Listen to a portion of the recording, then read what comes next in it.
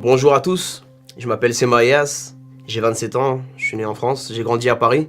Les premières années de ma vie étaient sereines jusqu'à ce que mon père et ma mère se séparent lorsque j'avais 7 ans. J'ai vécu mes premières années sans la présence d'un père. Ça m'a vraiment fait mal lorsque mes parents sont séparés, j'étais très jeune, mais ça a causé un vide dans mon cœur.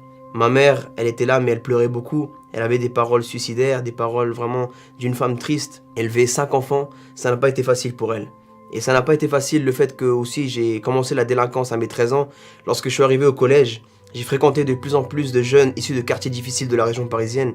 Comme c'était un milieu très hostile, les jeunes se moquaient de toi, les jeunes ils voulaient te victimiser. C'était l'époque du racket, l'époque des vols, de la vente de drogue dans les collèges. Soit t'étais une victime, soit t'étais un requin. Et je voulais pas me laisser faire. Eh bien j'ai commencé à faire du mal à beaucoup de personnes. J'ai commencé à vouloir me faire respecter dans le quartier, à vouloir chercher peut-être le regard, attirer l'attention, gagner le respect des grands du quartier. Et c'est là où je commence à vendre de la drogue pour eux, à l'âge de 13 ans. J'ai commencé à voler des iPods à l'époque, des shuffles, des choses qui avaient pas beaucoup de valeur à mes yeux. Mais pour moi, c'était plus le fait de commencer à être respecté en tant que voleur, en tant que dealer. Je commence à fumer du shit pour la première fois à mes 14 ans, 13 ans. À mes 15 ans, je commence à boire d'alcool. Après, j'ai commencé à consommer la cocaïne. J'ai commencé à aller en boîte de nuit. Comme je suis issu de parents colombiens, j'ai côtoyé le milieu latino, tout ce qui est salsa, reggaeton, les femmes, la prostitution. J'ai côtoyé tout ce milieu-là. Je voulais profiter de la vie, c'est ce que je me disais. À l'époque, je savais rien de Dieu. Moi-même, je savais même pas de quelle religion étaient mes parents. Il y avait rien qui m'attirait du côté de Dieu. Même quand ma mère a commencé à ouvrir son cœur à Jésus-Christ et obéir les commandements de Dieu, lorsque j'avais 15 ans, elle a assisté à une église évangélique. Mais moi, ça m'a rien fait personnellement. J'écoutais, je respectais. Elle a ouvert la maison aux réunions de prière, mais ça m'attirait pas. Quand on me parlait de Dieu, je comprenais pas. Quand on me parlait de changer, je comprenais pas. Pour moi, il y avait que le sexe, les femmes, prendre plaisir à ce monde, l'argent, voler, me faire un nom, me faire respecter. C'était vraiment ça ma vie. Vers 19 ans, et il est vrai que je me posais beaucoup de questions. J'étais pas bien, j'étais une période de ma vie où je m'enfonçais de plus en plus dans la délinquance.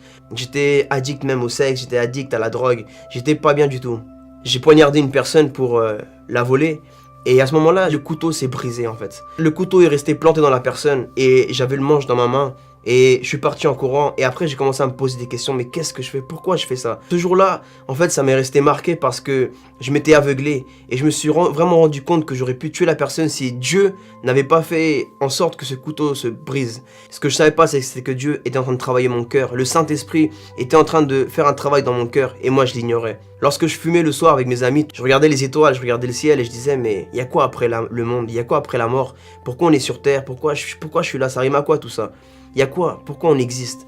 Et j'avais aucune réponse à mes questions. Suite à cela, c'était le 6 mars 2010, à 3 h du matin. Ce soir-là, je devais aller en boîte de nuit et les videurs m'ont pas laissé entrer suite à un problème que j'avais dans cette boîte de nuit. Du coup, je suis parti chez des amis trafiquants à La Chapelle. On s'est couché et à 3 h du matin, j'entends une voix qui me parle. Une voix qui me dit « Reviens à moi comme je t'ai ramené au monde ». Ce n'était pas une voix qui m'a parlé dans mon cœur. C'est une voix qui m'a parlé audiblement, en espagnol. Et elle m'a dit « Reviens à moi comme je t'ai ramené au monde » à 3 reprises. Mon corps a commencé à trembler. J'ai senti que j'allais mourir. Mon cerveau s'est anesthésié. Je sais que mes amis, ils ne se réveillaient pas. J'ai dit là, c'est bon, je suis foutu. Je vais mourir tout seul. Personne ne va se rendre compte que je vais mourir. Où est-ce que je vais aller après la mort? Il y a quoi après la mort? Mes parents, ils vont dire, mais qu'est-ce qu'il a fait mon fils pour mourir dans telles conditions? Et je commence à penser, j'étais jamais été aussi proche de la mort de ma vie. Et lorsque je sentais vraiment que j'étais en train de mourir, parce que mon cœur battait de plus en plus vite, mon corps tremblait, et je disais non, Seigneur. Et là, je prends ma croix. Une croix que nous, les latinos, on a souvent, mais traditionnellement. Au fond, il y a comme une tradition qu'on est croyant, mais on invoque Dieu que quand tout va mal. Et là, tout allait mal pour moi. J'ai senti que j'allais mourir. Et là, j'invoque Seigneur. Je dis, Seigneur, sauve-moi. Qu'est-ce qui m'arrive? Aide-moi. Et c'est là où Dieu me dit, le jour que tu seras avec moi, tu verras que ce monde n'est que mensonge. Et ça ne t'apportera pas ce qu'on parle de toi. J'ai cru que je devenais fou. J'entendais une voix qui me parlait. Suite à cette soirée, je suis rentré chez moi et là, je vois ma mère à la maison.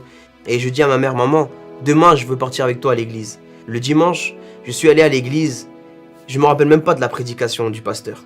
La seule chose que je me rappelle, c'est qu'on m'a pris dans les bras, on m'a accueilli avec beaucoup d'amour. J'avais jamais ressenti un amour aussi sincère. Et suite à cela, on prend mon contact, on m'appelle dans la semaine. J'étais dans une semaine vraiment difficile parce que j'avais compris qu'il y avait un Dieu, j'avais compris qu'il y avait un diable qui voulait m'emmener en enfer. Et j'ai commencé à faire plein de recherches. Parce que c'était pas simplement le fait de croire en Dieu, c'était qu'est-ce qu'est la vérité. Le judaïsme, le christianisme, l'islam, la philosophie, le bouddhisme, qu'est-ce qu'était la vérité? J'avais un désir de savoir pourquoi j'étais sur terre. Je voulais vraiment savoir où j'allais aller après la mort, pourquoi l'être humain a été créé. Alors je commence à voir plein de trucs sur YouTube, à voir des trucs sur l'islam, sur le christianisme, sur le judaïsme, sur la franc-maçonnerie, sur les Illuminati, sur l'origine du monde, sur la science, sur l'archéologie. Et là, il n'y a rien de tout ça qui me touche. Dans cette semaine-là, on m'appelle et on me dit « Mon frère, je t'invite à une réunion de maison, viens, tu seras le bienvenu. » Je vais là-bas et lors de cette réunion, on me donne un verset. On me dit, j'ai reçu un verset pour toi, c'est Ephésiens 6. Je rentre à la maison, je n'avais pas de Bible, je prends la Bible de ma mère, il est 1h du matin. Et là, j'ouvre la Bible dans Ephésiens. Et je lis, fils, obéissez vos parents, honore ton père et ta mère, qui est le premier commandement avec promesse. À ce moment-là, je regarde ma mère qui est endormie, mère célibataire, 5 enfants, et je me dis, Seigneur, c'est vrai, j'ai jamais honoré ma mère, j'ai jamais pris soin de ma mère. Quand j'avais de l'argent, je gaspillais mon argent avec des femmes, je gaspillais de l'argent dans l'alcool, dans la drogue. Jamais j'ai fait les courses à ma mère, jamais j'ai honoré ma mère. Et là, j'ai plié mes genoux par terre, et je dis, Seigneur, pardonne-moi, pardonne-moi, je me repens de tout mon cœur. Je te demande pardon pour tout, et demain, je demande pardon à ma mère. Le lendemain, comme promis à Dieu, j'ai demandé pardon à ma mère. Et lorsque je dis, maman, je te demande pardon, je me suis pris dans les bras avec ma mère. Et ma mère m'a dit, je te pardonne, mon fils, moi aussi je te demande pardon. Et c'est ce qui s'est passé, frère. C'est à partir de là, j'ai commencé à lire la Bible, j'allais à l'église, je me suis formé dans la parole de Dieu. Et ma vie a changé. J'ai essayé de peut-être retourner dans le côté mauvais, mais j'ai pas réussi. Et une voix qui me disait à l'intérieur, pourquoi tu fais ça? Et là j'ai compris, non, pourquoi je fais ça? Je peux plus racketter comme avant, je peux plus voler, je peux plus coucher avec des femmes, ne plus me respecter. Maintenant il faut que je me préserve, il faut que je préserve mon corps, il faut que je préserve mon cœur. Il faut plus que je fasse des choses mauvaises, que je dise des mensonges. Et j'ai commencé à suivre les paroles de Jésus-Christ, elles m'ont beaucoup touché. Je me suis dit, s'il y a un Dieu, c'est un Dieu d'amour. Et c'est vraiment ça qui m'a touché. Voilà comment Jésus-Christ a changé ma vie. Aujourd'hui, par la grâce de Dieu, je suis pasteur. Au sein du ministère H24 pour Jésus, nous prêchons tous les jours dans les wagons. Pourquoi? Parce que le monde a besoin de Jésus. Et toi qui regardes cette vidéo, je te connais pas, je sais pas qui tu es, mais peut-être que tu t'identifies à mon témoignage, à ce que j'ai pu vivre. Je veux te dire simplement que ce que tu vis, ce n'est pas un hasard. Dieu est en train de te façonner, Dieu est en train de te travailler, il a un plan merveilleux avec toi. Dieu a changé ma vie et Dieu peut le faire avec toi. Je sais pas à quel âge, je sais pas d'où tu viens, je sais pas qu'est-ce que tu vis, mais tout ce que je sais, c'est qu'il y a un Dieu qui t'aime. Et ce Dieu-là s'est révélé à travers Jésus-Christ. Il a pris tes péchés et les miens à la croix et il nous offre la vie éternelle. Il ne lui reste plus que quelques années à vivre sur terre. Alors toi qui regardes cette vidéo, s'il te plaît, repens-toi. Ne permets pas que le diable prenne ton âme en enfer. Aujourd'hui, prends une décision. Jésus t'aime, il t'appelle aujourd'hui. Sois béni.